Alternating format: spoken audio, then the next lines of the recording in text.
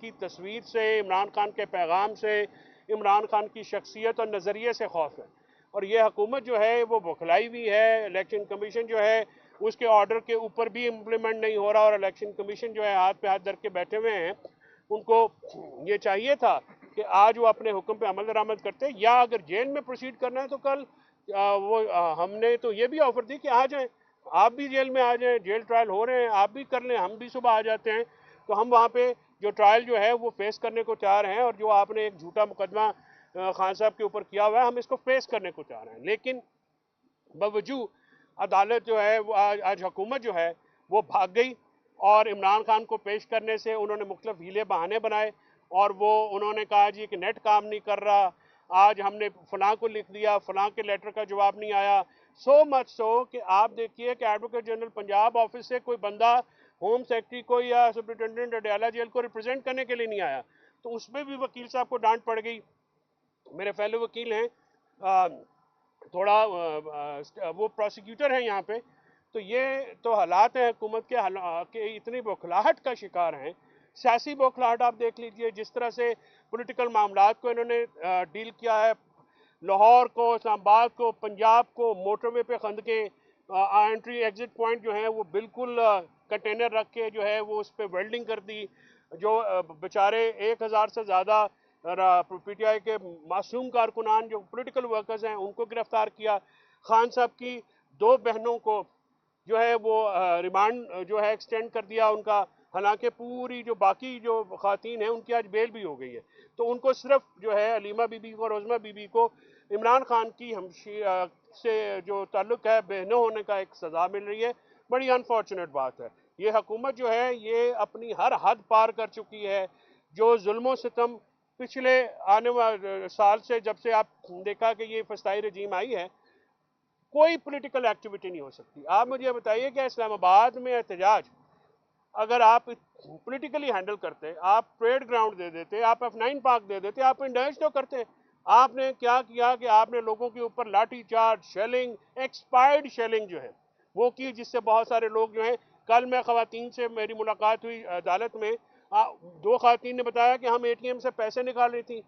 2 खवातीन ने बताया कि मैं तो सब्जी लेने का आई थी घर से, और उनको पकड़ के राउंड अप कर दिया। इस किस्म की हरकतें करें और दहशतगर्दी की दिफात। और मैं इस पर मायूस हूँ हाई कोर्ट और सुप्रीम कोर्ट से कि इनके फैसले हैं, लेकिन उन फैसलों को कोई अमल दरामद नहीं करा, और जजेस सोए में हैं। इंतजार हुसैन पंजोथा ने एक पटिशन फाइल की है, हमारा वो वकील भाई है, कल शाम से वो मिसिंग है। अब हम उसकी पटिशन फाइल करेंगे, उसके बाद हो सकता है इनको मेरी पटिशन फाइल करनी पड़े। तो एक खौफ है, हरास जो है, त्रासमीगी है पूरे माशरे में। एक अनहिडन हैंड है जिससे ने आए रोज जो है लोगों को मिसिंग कराना जो है। ये पहले एक सूबे में होता था, हम सारे खामोश थे, तो मुझे वो मुहावरा याद आ जाता है कि जब वो तुम्हारे लिए आएंगे तो तुम्हारे लिए बोलने के लिए कोई नहीं होगा। मैं समझता हूँ कि PTM को बैन करना वो भी ज्यादती है। पॉलिटिकल एक्टिविटी की इजाज़त होनी चाहिए। बारंग बलोच को जिस तरह से रोका गया है वो भी गलत बात है। वो जा रही थी बाहर, उसका एक नज़रिया है, उस नज़रिए से मैं शायद दोनों के PTM और बारंग बलोच के नज़रिए से इख्तलाफ रखता हूँ। मैं उनकी सियासत पर यकीन नहीं रखता, लेकिन यही सियासी इख्तलाफात हैं जिसको जो है वो सुनने का हौसला चाहिए। और रियासत जो है इतनी कमज़ोर नहीं होती कि शहरियों के की राय से जो है वो डटर हो जाए। लेकिन इस वक्त रियासत जो है वो लफ्ज़िश का शिकार है, वो ऐसी एक हालात का शिकार हैं कि वो बैसाखियों पे खड़े हैं और कांप रहे हैं। और जिस तरह से रियाज फतेहाना के बेटे को अरेस्ट किया गया, दोबारा छोड़ा गया, अदालत में मुदाखलत की, छोड़ा गया, उसके बाद उठाया गया, इसकी भी भरपूर मजम्मत करते हैं। तमाम MNA जो हैं वो आज़ादी से नहीं घूम सकते। एक इलेक्टेड वज़ीर आला है KP का, और KP के हाउस के ऊपर धावा बोल दिया, उसको अरेस्ट करने की कोशिश की। ये सारी बातें जो हैं ये जो हैं बिल्कुल नॉर्मल हालात नहीं है, और ये अब नॉर्मल हालात ज़्यादा नहीं चल सकते। आप जो मर्जी कर ले, पहले आप अपनी रूट कॉज को दुरुस्त करेंगे तो फिर आपकी इकॉनमी भी चलेगी, सियासत भी चलेगी, मुआशरा भी चलेगा, बाकी सारे बिजनेस भी। मीडिया सेंसरशिप पे मैं स्पेशली आप लोगों को मैं ये तहसीन करता हूँ कि जिन हालात में फील्ड वर्कर काम कर रहे हैं, जितना सेंसरशिप है मीडिया के ऊपर, मुझे नहीं पता कि मेरी ये गुफ्तगू चल सकेगी कि नहीं चल सकेगी, लेकिन मीडिया की आज़ादियों पे ये पाबंदियां मार्शल लॉ दौर में भी नहीं थी, जो इस वक्त ये जो साइलेंट मार्शल लॉ है, या आप कहें कि अनडिक्लेयर्ड मार्शल लॉ के दौर में है। तो हम इसकी भी मजम्मत करते हैं। लेकिन आज हुकूमत जो है वो जूते छोड़ के भागी है, इमरान खान साहब को पेश करने से भागी है।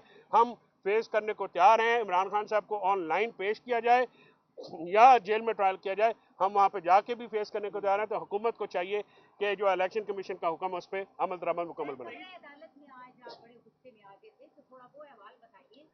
वो रिजॉल्व हो गया, तारीख मांगी थी, वो थोड़ा ऊंचा बोले तो फिर वकला जो हैं वो अपनी इज्जत पे तो हरफ नहीं आने देते। लेकिन वो सुबह मैंने सदा यही की थी कि आमिर मसूद जो है मुगल हमारे जो हैं, उनके बेटे मेरे साथ हैं साथ, इन्होंने ये कहा था कि वो लोकेट नहीं हो रहे, उनके ऊपर बहुत सारे जैली पर्चे हैं। तो मैंने ये कहा था कि मुझे आप लोकेट कर लेने दें, थोड़ा उनसे रब्ता कर लेने, तो एक तारीख दे दें। वो सुबह फिर उसमें कुछ तल्ख कलामी हो गई, उसके बाद में तारीख भी दे दी। तो बहरहाल वो एक ऐसा किस्सा है जिसको डिस्कस नहीं करें।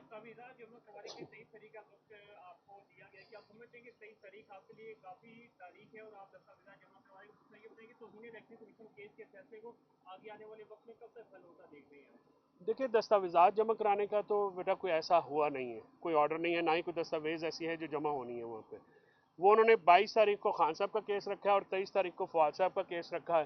फवाद साहब को शायद सजा देना मकसूद है, वो आजकल वोकल हो रहे हैं तो ज़रा खान साहब की तरह के लिए ज़्यादा बोल रहे हैं, तो वो शायद मुंह बंद करना जो है या कि ज़बानबंदी करना जो है वो एक मतमा नज़र हो।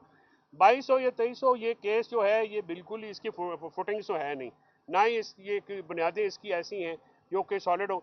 इलेक्शन कमीशन के ऊपर तनकीद जो है वो हर शहरी का हक है, और जो इस किस्म के इलेक्शन कराए उस इलेक्शन कमीशन अगर इस किस्म के इलेक्शन के बाद वो तवक्को करे कि कोई इज्जत करेगा तो आई थिंक ये काफ़ी मुश्किल ख्वाहिश होगी। Thank you sir.